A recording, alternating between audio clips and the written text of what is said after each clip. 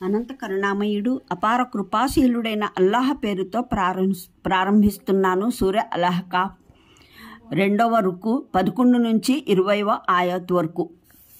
ఎవరైతే నమ్మడానికి నిరాకరించారో వారు విశ్వసించిన వారిని గురించి ఇలా అంటున్నారు: ఈ గ్రంథాన్ని నమ్మడం ఏదైనా మంచి పని అయ్యే మాట అయితే వీరు ఈ వ్యవహారంలో మాకన్నా అగ్రగాములు అవడం సాధ్యమయ్యేది కాదు. దీని ద్వారా వీరు ఎలాగూ సన్మార్గ బోధనను గ్రహించలేరు కనుక వీరు ఇదైతే పాత అబద్ధం అని తప్పక అంటారు. వాస్తవానికి దీనికి పూర్వం మూసా గ్రంథం మార్గదర్శకం కారుణ్యమై వచ్చే ఉంది. మరి ఈ గ్రంథమేమో దాన్ని ధృవీకరించేదిగా అరబీ భాషలో వచ్చింది. తద్వారా దౌర్జన్యపరులను హెచ్చరించాలని, సదాచారం వైఖరిని అవలంబించే వారికి శుభవార్తనివ్వాలని. నిశ్చయంగా ఎవరైతే అల్లాహ్ మాత్రమే మా ప్రభువు అని అన్నారో, దాని మీద నిలకడ చూపారో వారికి ఎటువంటి భయము లేదు, వారు దుఃఖపడవలసిన అవసరము లేదు. ఇలాంటి జనులెల్లరూ స్వర్గంలోకి చేరవలసిన వారే. అక్కడ వారు సర్వదా ఉంటారు. వారు ప్రపంచంలో చేస్తూ ఉన్న ఆచరణలకు ప్రతిఫలంగా. మేము మానవునికి హితవు గరిపాము, తన తల్లిదండ్రుల ఎడల సౌజన్యంతో వ్యవహరించమని. అతని తల్లి శ్రమ తీసుకుని అతన్ని కడుపులో మోసింది, మరెంతో శ్రమతోనే అతనికి జన్మనిచ్చింది. అతని గర్భధారణకు పాలు ఇడిపించడానికి 30 నెలలు పట్టాయి. కడకు అతను పూర్తిగా బలాఢ్యుడై 40 ఏళ్ల వాడయ్యేసరికి అతను అంటాడు: నా ప్రభు, నాకు సద్బుద్ధిని ప్రసాదించు. నీవు నాకు, నా తల్లి తండ్రులకు అనుగ్రహించిన మహాభాగ్యాలకు గాను నేను నీకు కృతజ్ఞతలు తెలుపుకునేందుకు నీవు ప్రసన్నుడవయ్యే సత్కార్యాలు చేసే బుద్ధిని అనుగ్రహించు. నా సంతానానికి సదాచార పరాయణులుగా చేసి నాకు ఆనందం కలుగజేయి. నేను నీ సన్నిధిలో తౌబా చేస్తున్నాను. నేను ఆజ్ఞని పాలించే ముస్లిం దాసుల్లోని వాడను.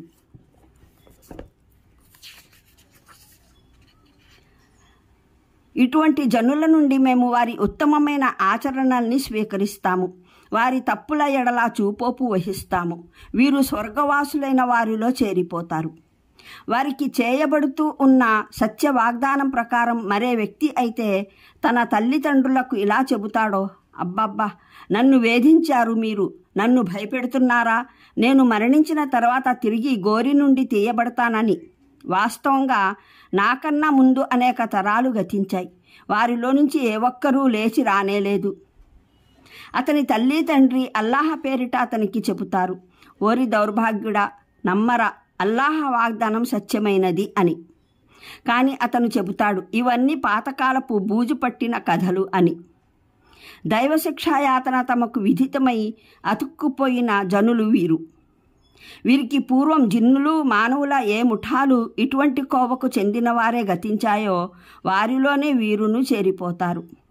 నిస్సందేహంగా వీరు నష్టంలో ఉండిపోయే జనమే. ఇరు వర్గాలలోనూ ప్రతి ఒక్కరి అంతస్తులు వారి ఆచరణలను బట్టి ఉంటాయి. తద్వారా అల్లాహ్ వారి ఆచరణకు పూర్తి ప్రతిఫలాన్ని వారికి ఇవ్వాలని వారికి ఎంతమాత్రం అన్యాయం చేయడం జరగదు. తరువాత ఈ తిరస్కారులు అగ్ని సమక్షంలో తెచ్చి నిలబెట్టబడినప్పుడు వారికి చెప్పడం జరుగుతుంది: మీరు మీ వాటా సౌభాగ్యాలను మీ ఇహలోక జీవితంలోనే పూర్తి చేసుకున్నారు, వాటి మజాలు మీరు జుర్రుకున్నారు. ఇక భూమిలో ఎటువంటి హక్కు లేకుండానే మీరు చూపిన అహంకారం, మీరు చేసిన అవిధేయతలు, వీటికి శాస్తిగా నేడు మీకు పరాభవపూర్వకమైన యాతన విధించబడుతుంది. 15వ వివరణ. ఖురైష్ నాయకులు సామాన్య ప్రజల్ని ప్రవక్త మహనీయులకు వ్యతిరేకంగా ఉసిగొల్పడానికి ప్రయోగించే వాదనల్లో ఇది ఒకటి. వారు చెప్పేది ఏమిటంటే, ఈ ఖురాన్ సత్యమైనది అయితే, ముహమ్మద్ సల్లల్లాహు అలైహి వసల్లం సత్యమైన మాట వైపునకు పిలుపునిచ్చేవారైతే, జాతిలోని నాయకులు, పెద్దలు, గౌరవనీయులైన పౌరులు ముందుకు వచ్చి స్వీకరించేవారు కారా? కొందరు అనుభవం లేని కుర్రకారు, కొందరు హీనమైన బానిసలైతే ఒక సమంజసమైన విషయాన్ని స్వీకరించడం. జాతిలోని పెద్దలు, వివేకులు, దూరదృష్టి గలవారు, ప్రపంచ జ్ఞానమున్నవారు, ఎవరి బుద్ధి వివేకాలను నేటి వరకు జాతి విశ్వసిస్తూ వచ్చిందో వారు దీన్ని తిరస్కరించడం ఎలా సాధ్యమయ్యేది? ఈ వంచనాపూర్వకమైన వాదనతో వారు సామాన్య జనుల్ని సంతృప్తపరచడానికి ప్రయత్నించేవారు. ఈ కొత్త సందేశంలో ఏదో లోపం, చెడుగు ఉన్నాయి. అందువల్లనే జాతిలోని ఘనులెవ్వరూ దీన్ని నమ్మడం లేదు. కనుక వీరును దానికి దూరంగానే పరిగెత్తండి అని చెప్పేవారు. అంటే వీరు తమ్ము తాము సత్యాసత్యాల ప్రమాణంగా పరిగణించారు. తాము స్వీకరించని ఏ మార్గబోధన అయినా అది తప్పనిసరిగా మార్గవిహీనతే కాగలదు. కానీ దాన్ని కొత్త ఆబద్ధంగా చిత్రించే సాహసం మట్టుకు చేయలేరు. ఎందుకంటే లోగడ కూడా దైవ ప్రవక్తలు ఈ బోధనలే అందజేసేవారు.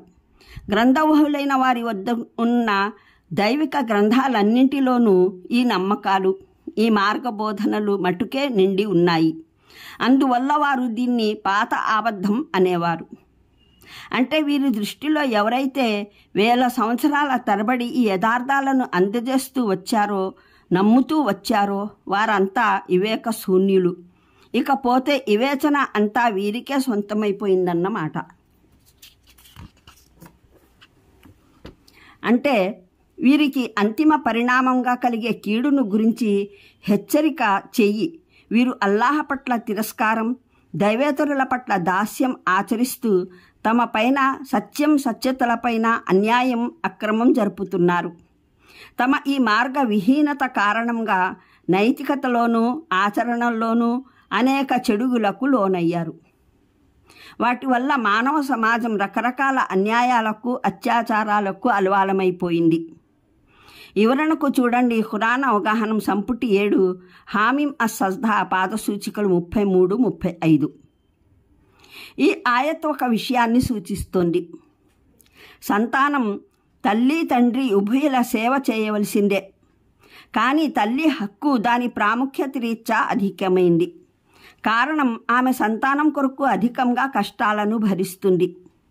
ఇదే విషయం ఒక హదీసులోనూ ఉంది. అది కొన్ని పదాల వ్యత్యాసంతో బుఖారీ, ముస్లిం, అబూదావుద్, తిర్మిజీ, ఇబ్ను మాజా, ముస్నద్ అహ్మద్, ఇమాం బుఖారీ గ్రంథం అల్ అదబుల్ మఫ్రద్లోనూ వచ్చింది. దాని ప్రకారం ఒక వ్యక్తి ప్రవక్త శ్రీ సల్లల్లాహు అలైహి వసల్లంని అడిగాడు, ఎవరి సేవ చేసే హక్కు నా పైన అధికంగా విదితమవుతుంది అని. ఆయన చెప్పారు, నీ తల్లిదని. అతను మళ్ళీ అడిగాడు, ఆ తరువాతనో అని. నీ తల్లి అని చెప్పారు. ఆ తరువాత ఎవరు అని అతను మళ్ళీ అడిగాడు. నీ తల్లి అని సమాధానమిచ్చారు ఆయన. మళ్ళీ ఆ తర్వాత ఎవరు అని అడగ్గా నీ తండ్రి అని బదులిచ్చారు ఆయన. ప్రవక్త శ్రీ సల్లల్లాహు అలైహి వసల్లం సెలవిచ్చిన ఈ విషయం సరిగ్గా ఈ ఆయత్ని ప్రతిబింబిస్తుంది. ఇందులోనూ తల్లి హక్కును గురించి ముమ్మారు సూచించడం జరిగింది. 1, అతని తల్లి అతన్ని కష్టాలు భరించి కడుపున మోసింది. 2, కష్టం భరించే అతన్ని కన్నది. 3, అతని గర్భధారణలోనూ పాలు పట్టడంలోనూ 30 నెలలు గడిచాయి.